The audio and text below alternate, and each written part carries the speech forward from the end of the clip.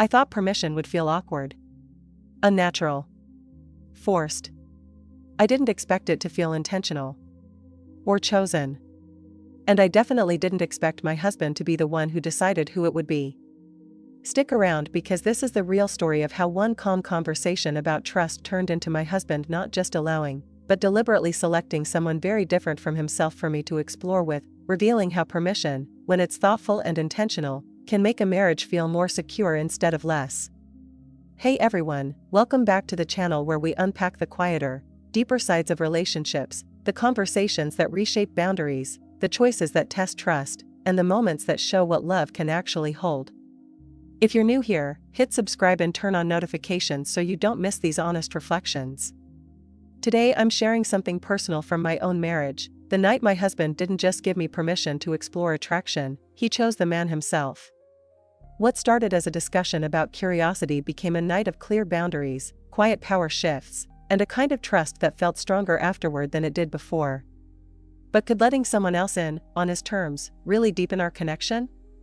Keep watching as we go through it step by step. The conversation that started it. It didn't start with a confession or an argument. It started with a conversation about trust.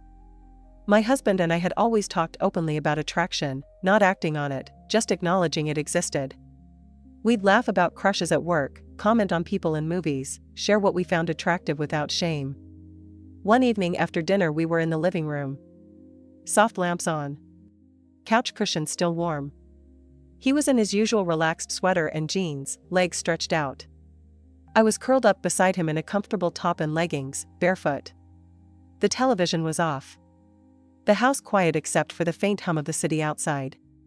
He turned to me and said he'd been thinking about something for a while. About curiosity.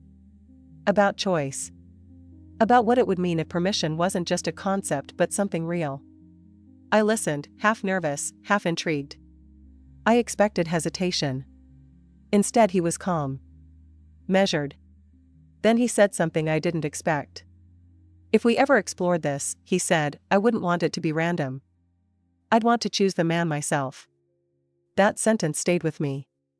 Not because it scared me, but because of the confidence behind it. He wasn't insecure. He wasn't possessive in the usual way. He was deliberate. His surprising condition. A few days later he brought it up again. We were having coffee on the balcony. Morning light coming through the plants. He was in a t-shirt and shorts, barefoot like me. He explained his reasoning clearly. This wasn't about replacement. It was about contrast. About watching me navigate attention with intention, not secrecy. He wanted to see how I responded when the dynamic was controlled, safe, and chosen by us both. Then he told me he already had someone in mind. A man he knew and trusted. Someone very different from him physically. Taller. More imposing in presence. Around 6'4", with a quiet confidence that filled a room without effort. My husband described him the way he'd describe a good wine, thoughtful, appreciative, without jealousy. He said the difference was the point. Not competition. Not threat. Just contrast that could highlight things in me he already loved. I felt a rush, nerves, curiosity, and something like empowerment. He wasn't asking me to decide alone. He was inviting me into a shared experiment where he held one end of the rope and I held the other. The man he chose. He showed me a photo. Nothing suggestive, just a group picture from an event. The man stood out immediately. Tall frame, broad shoulders, easy posture. My husband watched my face as I looked. He didn't push. He just waited. I handed the phone back and said, he seems interesting. My husband smiled. Not smug. Satisfied. Like he'd guessed right. He told me more. The man was respectful, discreet, emotionally mature. They'd known each other for years. There was trust there. My husband had already spoken to him privately, explained the boundaries, made sure he understood this was consensual, controlled, and could end at any moment. The man had agreed without hesitation. No ego. No pressure. Just willingness to follow the rules we set. That detail made me feel safer. My husband wasn't outsourcing anything. He was curating it, setting the rules. We spent the next week talking through every detail. We sat at the kitchen table with coffee and notebooks. We wrote down hard limits, soft limits, signals for pause, signals for stop. We agreed he would always be in the room, never more than a few feet away. He would watch. He could speak. He could intervene. But only if I signaled. Otherwise, he was there as witness and anchor. I chose my outfit, a simple fitted dress that made me feel confident but not exposed. He chose his clothes too, dark jeans, charcoal shirt, sleeves rolled. We lit candles in the living room. Put on low music. Made sure the space felt warm, not clinical. When the night finally came, there was no rush. No chaos. Just clarity. The night arrives. The doorbell rang at 8. My husband answered it. I stayed in the living room, heart beating steady but fast. The man stepped inside. Tall. Calm. Dressed in a fitted shirt and dark pants.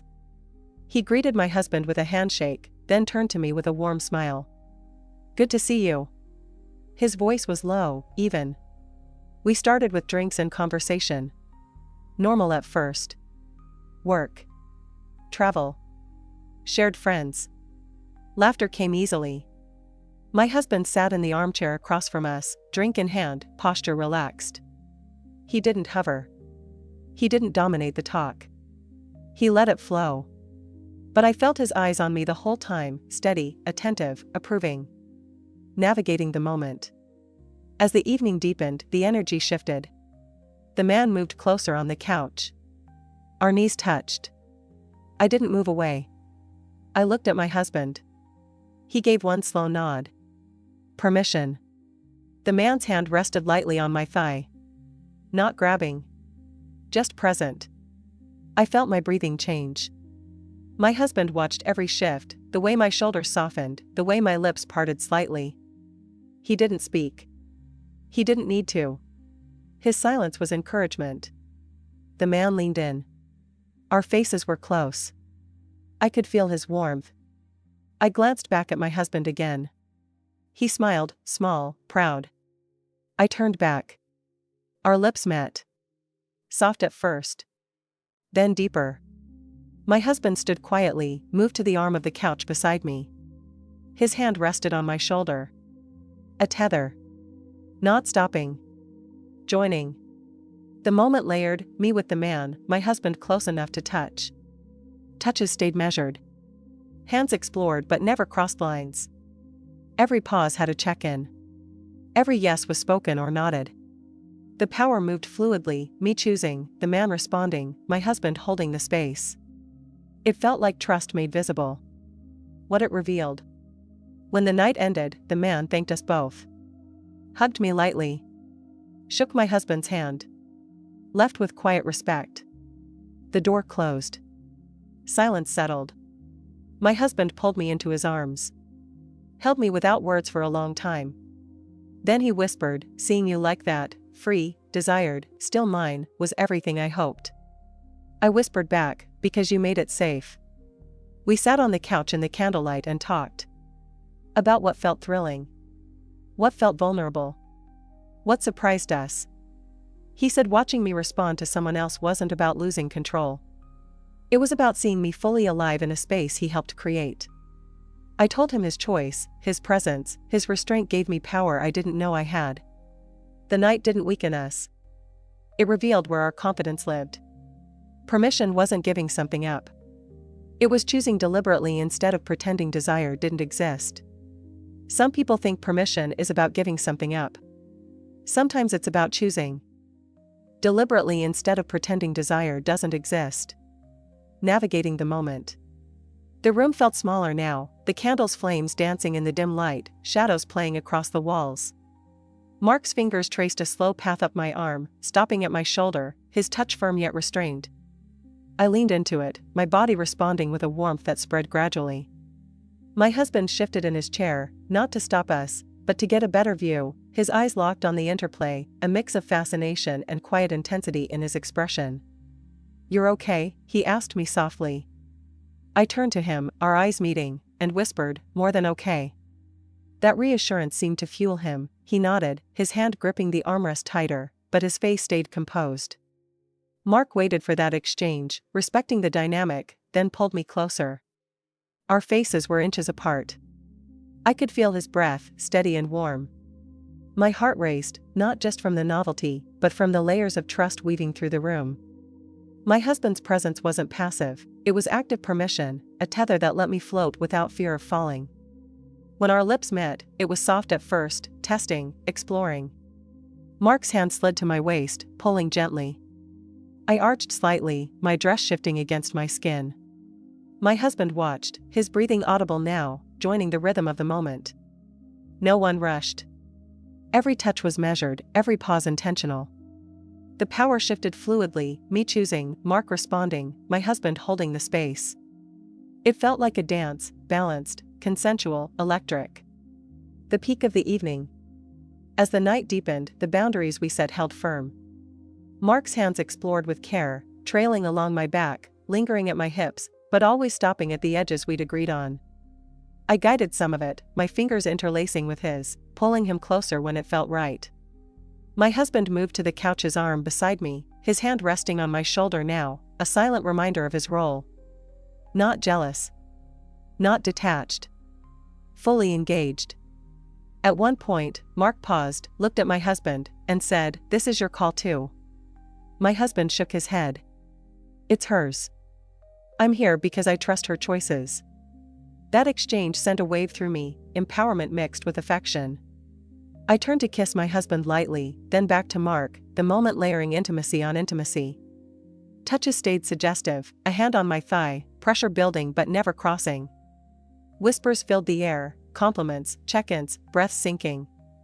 The jazz swelled softly, the candles burned lower, time blurring into a haze of consent and connection. No one overstepped.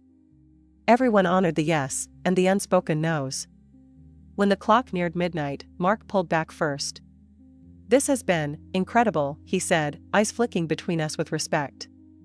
We all stood, the room still humming. Reflections and aftermath.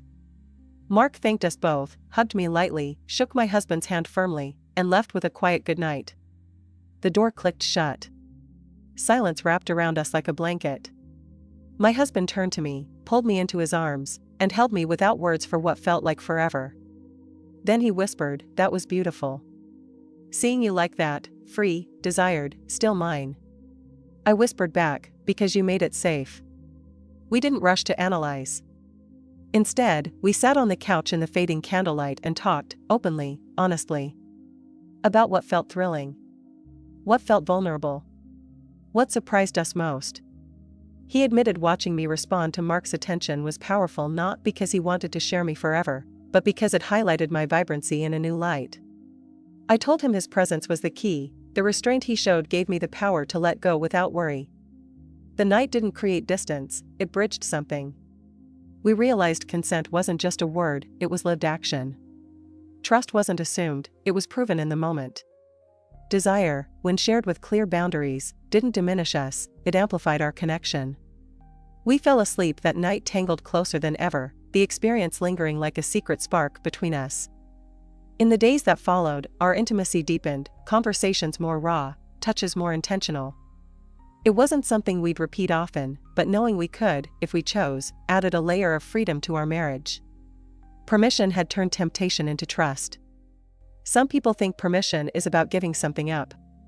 Sometimes it's about choosing deliberately instead of pretending desire doesn't exist.